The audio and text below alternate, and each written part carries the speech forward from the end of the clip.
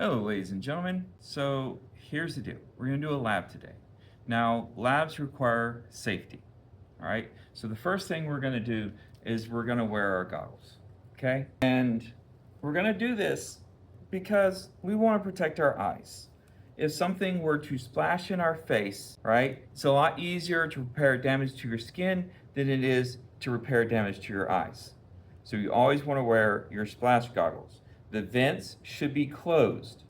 Okay, so if they're sticking out and open, then you need to close them so that you're not running the risk of chemicals getting in your eyes. All right, now you're going to have a beaker with some small test tubes. Okay, and these contain an indicator. Now this happens to be red cabbage dye. So what I did is I took a red cabbage from the grocery store, I shredded it, I took the shreds and soaked them in hot water, and this is the result. So this contains the pigment and other chemicals, specifically one called phenolphthalein from the red cabbage. All right, and that acts as an indicator.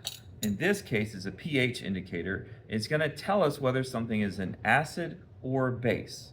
Okay. You're also going to have a test tube rack. Now, these are the samples that you're going to be testing. Okay.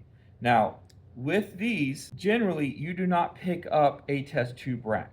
Test tube racks stay on the countertop and they do not move. I have tape around these to make it a little safer to try to move them. But the problem is this, I don't know, maybe you can see that this opening is bigger than the test tube. And there's just a little well here for the bottom of the test tube. So they can wiggle loose and slide out when you're walking with them. So you don't pick up racks like this. What you would do is you would get the rack, place it safely on your countertop, and then add your test tubes, okay?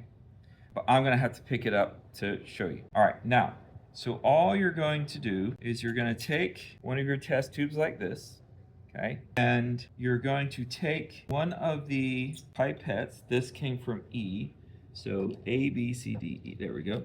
So we're gonna stick that in. We're gonna get some of E, and then we should be able, well, maybe tip my, all right. And it should only take a few drops for you to see.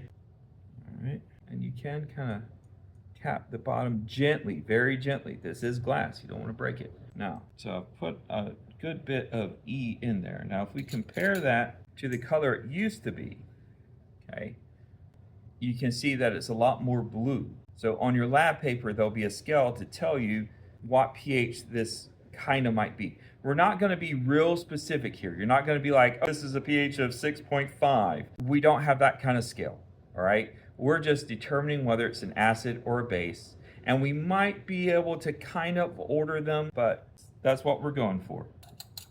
All right, and the whole time you're working, you should have goggles on, all right, because there's a lot of liquids, a lot of glass. Something breaks, something splashes, we want to protect your eyes. If they get foggy, all right, you can step away from your table to another location. You see I'm safely away. You don't even see me anymore.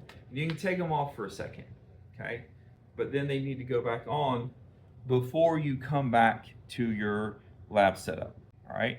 So this is where you're gonna add the reagent into the small test tubes, and then these are the different reagents, all right? And I think that's about it. So we'll do this in class today. Have a good day.